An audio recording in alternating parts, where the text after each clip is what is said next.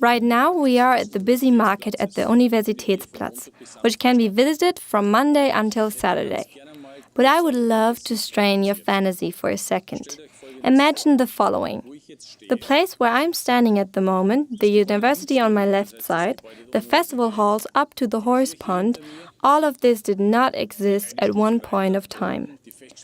We find ourselves in year 1600, or even shortly before that. Up until this point of time, this used to be a big garden. This garden belonged to the Benedictine nunnery St. Peter. These nuns took care of the garden, which had a size of 5 hectares.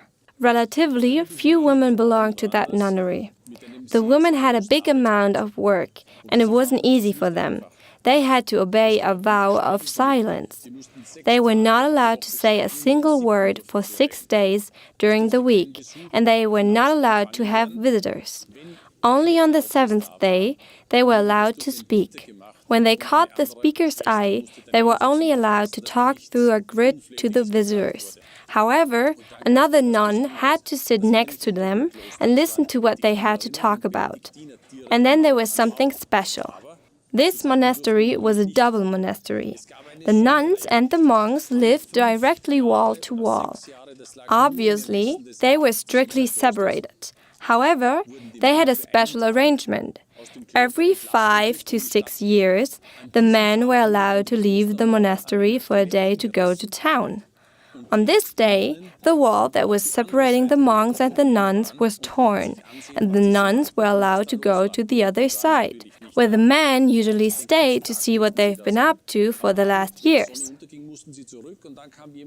Obviously, the men were outside of the monastery that day. The nuns were allowed to spend the whole day there, and by the sunset they had to go back to the monastery, and the monks came to rebuild this wall again. This seems pretty bizarre, but that was just how things were back then. One day, around 1600, the abbot went bankrupt. Then, the famous Archbishop, Wolf Dietrich von Reitnau, had an idea. He said he would buy the whole land, but they needed to move away from there. The nunnery was closed, and the remaining nuns moved to the Nonnberg, not far from here. There was a nunnery too, and that was where they spent the rest of their lives.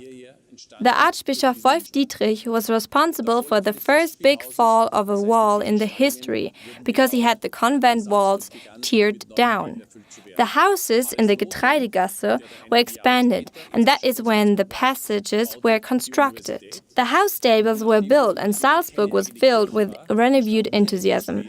The Archbishop Paris-Lautron had this university built because there had been no church before this magnificent church was built by the Fischer von Erlach. It is probably the most beautiful of the 3 churches he built. On the inside, the walls were painted pearly white with no mural painting. It is the pure architecture you can focus on. Please take a look at the ground, where you can see the differences between the white and the red marble. The white marble is from Adnet, which is about 50 kilometers southerly from here, and the red marble is from the Untersberg, which is not far from Salzburg. It really is a great church, and probably one of the loveliest Baroque churches in Europe.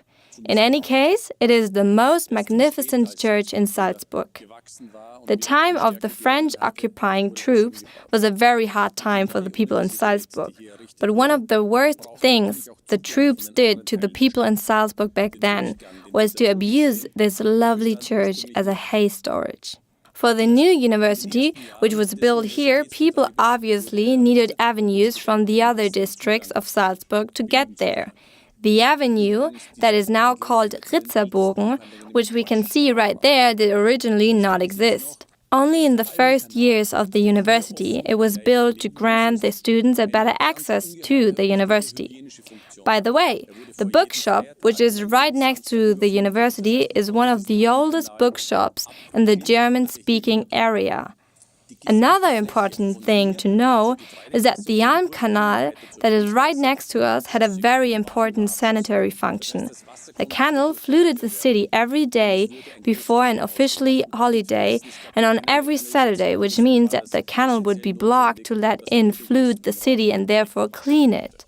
The whole area, from here up to the Getreidegasse, from the gangways to the Griesgasse, has always been facing the river.